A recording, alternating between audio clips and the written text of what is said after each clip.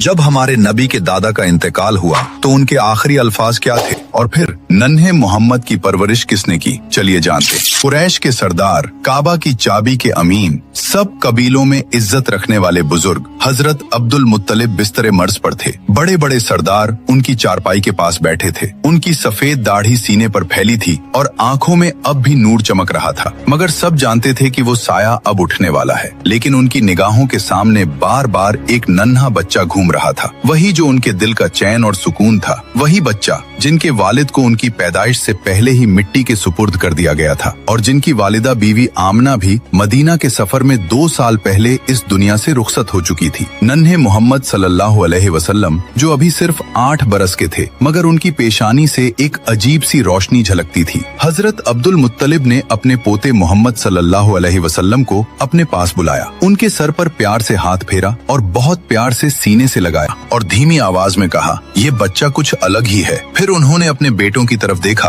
और बोले, मेरी बात ध्यान से सुनो, इस बच्चे की हिफाजत अब तुम्हारी सबसे बड़ी जिम्मेदारी है और मैं ये अमानत अपने बेटे अबू तालिब को सौंपता हूँ। ये सुनते ही हजरत अबू तालिब की आंखों से आंसू बह निकले। वो बहुत ही तंग हाली में जिंदगी गुजारते थे, माल दौलत ज्यादा नहीं थी, मगर दिल बेहद बड़ा था। उन्होंने वालिद से कहा, अब्बा जान आप बेफिक्र रहें, मैं इस बच्चे की हिफाजत अपनी जान से बढ़कर करूंगा। कुछ ही दिनों बाद वो घड़ी आ गई जब मक्का वालों ने एक और बड़ा गम देखा। हजरत अब्दुल मुत्तलिब का इंतकाल हो गया। कुरैश के लोग सदमे में थे, मगर सबसे ज्यादा गमगीन थे नन्हे मोहम्मद सल्लल्लाहु अलैहि वसल्लम। पहले वालदा का इंतकाल हुआ, अब दादा का साया भी उठ गया। आंखों से आंसू बह रहे थे, मगर उनके दिल में एक अजीब सा सब्र था। कोई और बच्चा होता तो रो पड़ता, बिलक पड़ता, मगर आप खामोशी से आसमान की ओर देख रहे थे, जैसे वहीं से दिल को सुकून और तसल्ली मिल रही हो। अल्लाह ताला ने ये दर्द अपने प्यारे नबी सल्लल्लाहु अलैहि वसल्लम को इसलिए दिखाया ताकि आने वाली उम्मत को सब्र और भरोसे का सबक मिले। अबू तालिब ने उस दिन से